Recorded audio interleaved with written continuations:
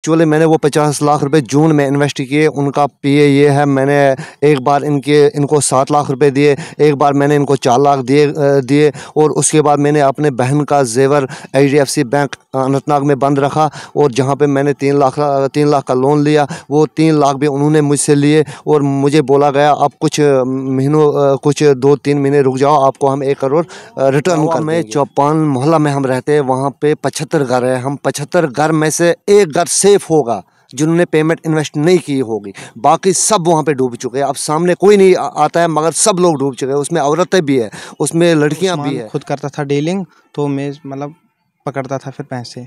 कितना पकड़ा है आपने इससे? सर इससे मैंने 7 लाख एक बार पकड़ा था, एक बार 4 लाख, एक 1.5 लाख। जम्मू कश्मीर में आखिर स्कैम पर स्कैम क्यों हो रहा है और क्रिएटिव सर्वे का जो बहुत बड़ा स्कैम सामने आया था, मंजर आम पर आया था, अब दूसरा स्कैम क्या है आप तक हम पहुंचाएंगे।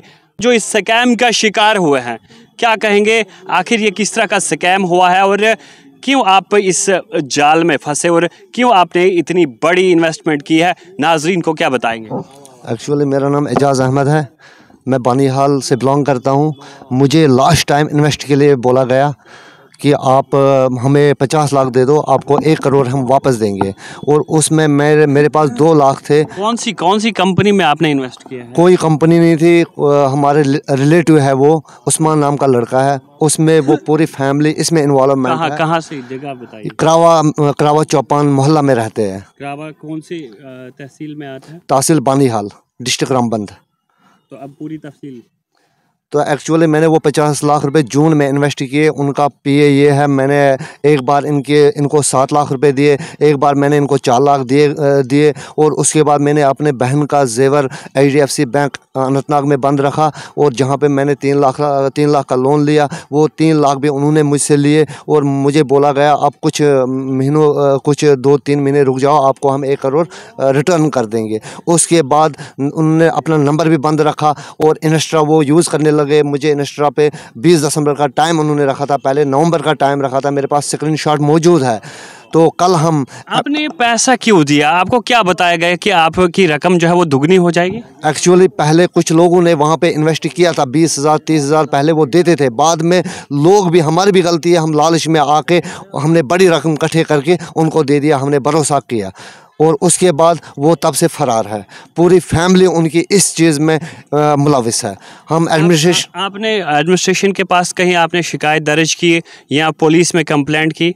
कल हम गए थे 15-16 लड़के, कल एसएचओ बानीहाल के पास गए थे, अफजल साहब के पास। उन्होंने वो एप्लीकेशन एक्सेप्ट नहीं की। अब उसका कारण हमें पता नहीं है क्यों उन्होंने एक्सेप्ट नहीं की। अब आपके चैनल के माध्यम से हम एडमिनिस्ट्रेशन तक ये बात पहुंचाना चाहते हैं कि इसमें पूरी कार्रवाई होनी चाहिए, इनमें पूरी इन्वेस्टिगेशन होनी चाहिए। क्या सोच के आपने ये पैसा जो है उनको दिया था?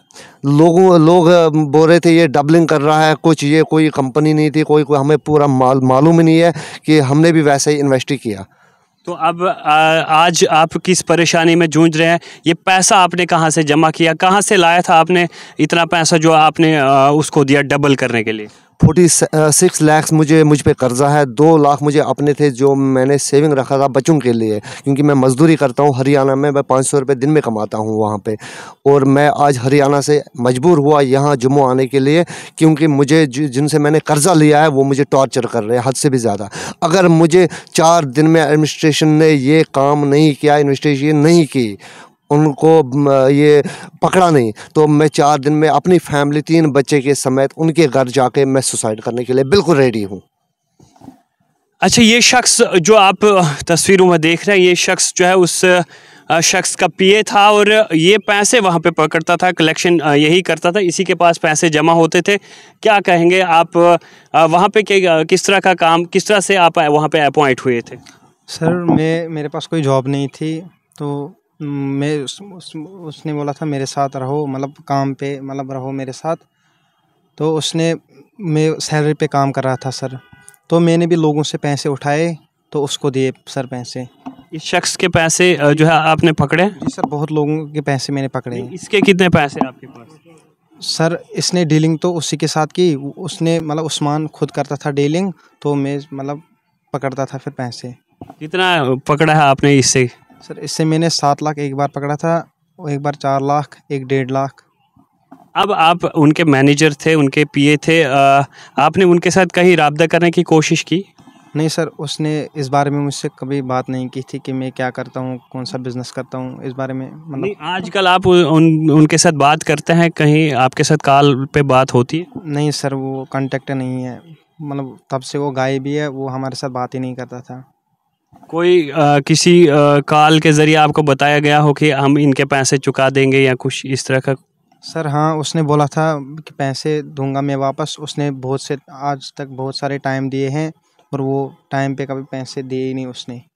बानिहाल के कितने ऐसे लोग होंगे जिन्होंने पैसे जो है वहाँ पे इन्वेस्टमेंट की है या पैसे उस शख्स को दिए? सर करावा में चौपान मोहल्ला में हम रहते हैं, वहाँ पे 75 घर है। हम 75 घर में से एक घर सेफ होगा जिन्होंने पेमेंट इन्वेस्ट नहीं की होगी, बाकी सब वहाँ पे डूब चुके हैं। अब सामने कोई नहीं आता है, मगर सब लोग डूब चुके हैं। उसमें औरतें भी है, उसमें लड़कियाँ भी है।